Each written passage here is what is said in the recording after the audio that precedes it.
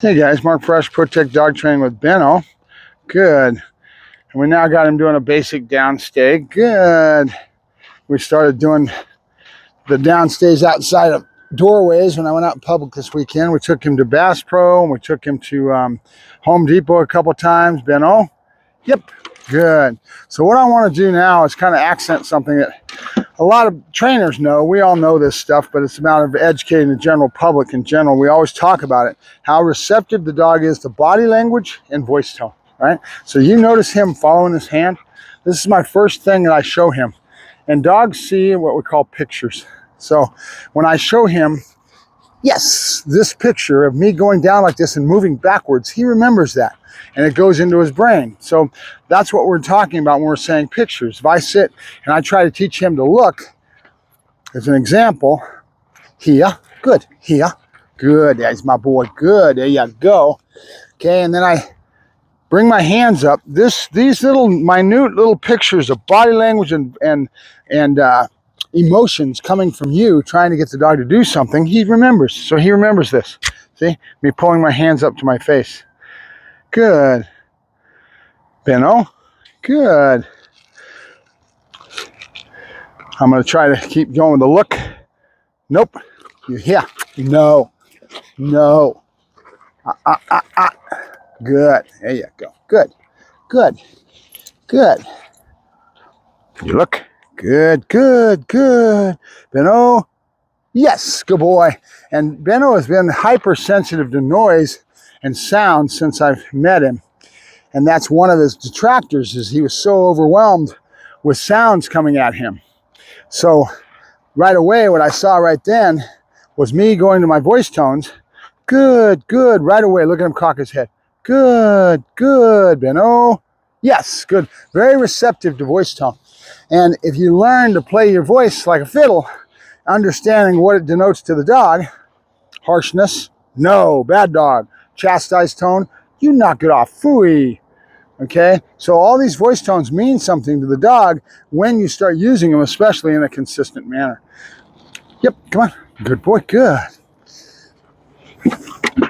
Yes, good. Good. Seats.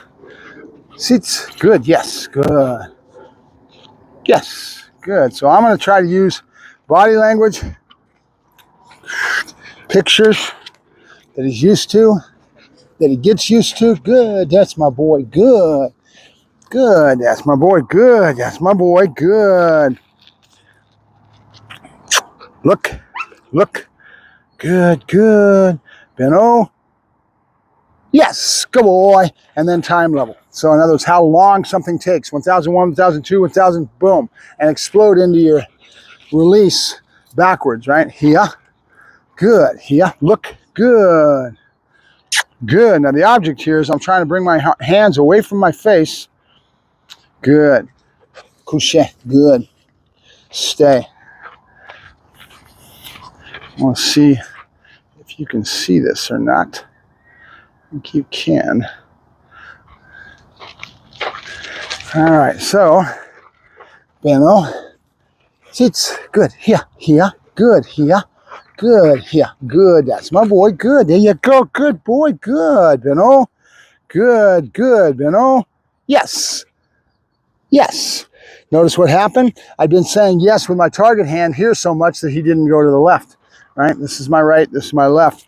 Benoît, good boy, good. You ready, ready? Are you ready, ready? With me? Good boy, good. That's my boy. Good, there you go. Good boy. Benoît, here, here. Good. Good boy, here. Good, yes. Good boy, good. There you go. Good boy, Benoît. Good. And then what I catch up on, good, good. Receptivity. Good in the animal. Good, Benoît. Yes, good boy. That was good. That was good. There you go. Good boy, Benoît. Good. All right, place. Good. There you go. Good. And I'm going to go to the park after this little short session, and we're going to keep working on our look and our other things that we're working on as far as the obedience-wise, but because I've already done a big old thing this last weekend, we did a lot of environmental. And he went to doing real well with it, and yesterday he was having flashbacks. which is very normal, because what happens with a dog like this has been traumatized and had so much of a fear in his mind that he was wallowing in, basically, right? He's fearful of everything. Yep. And that's not a very good state of mind for a dog to be in. So just like anybody else that went through a very traumatic thing, a military guy's going through PTSD and all that, you end up getting better and you start to have a normal semblance of flow of your brain and everything. But every now and then that groove that's already been written to the brain, that trauma that's already been seared into the brain will have a tendency to flash back. That's why they call them flashbacks, right? They're flashing back to that same emotional state of mind with all the fear and all the trauma that was there at a previous time.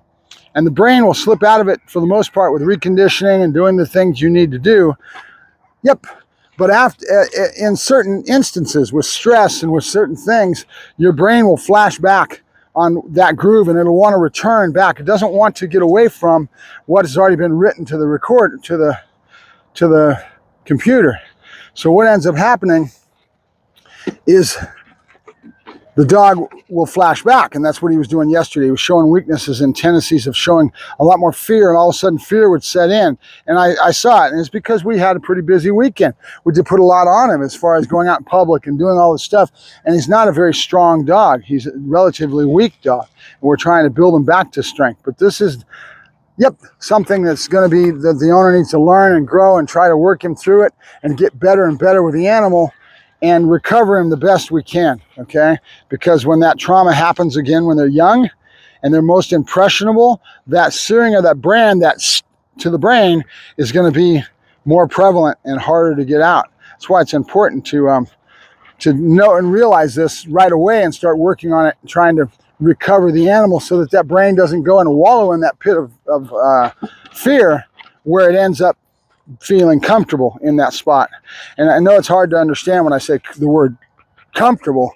Nobody likes to be in fear, and it's not comfortable to be in that state of mind, but the brain will have a tendency to go there because that's where it's been, and it's already been written so the scratch is already in the record is what I'm saying.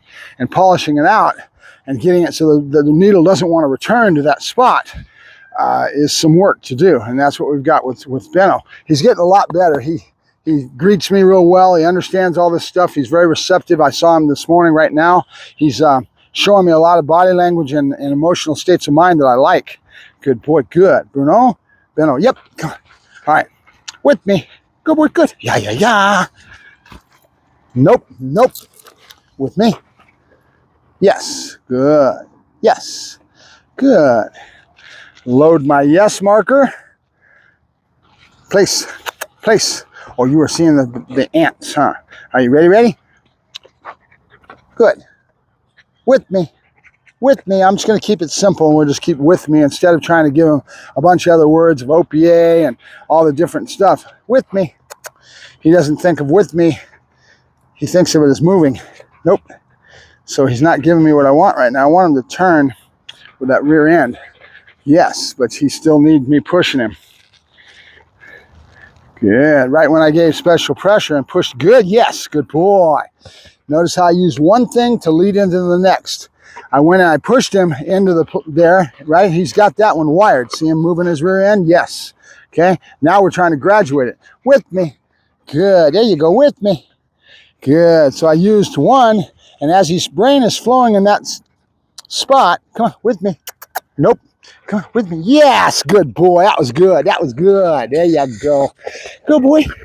That was good. Good boy, Ben. Oh, good. Yeah, Bubba's, huh? Yeah, good boy. Oh, no, we're doing a pretty good job with him. Yep, come on. I've got to do a really good job with the look. Yes. So that we have that in our tool bag, right? Remember what I was saying? Each one of these little things, right about turning, stopping, and sitting when you're supposed to, all the different movements in the heel patterns, they matter because they're going to be what gives you the control you need.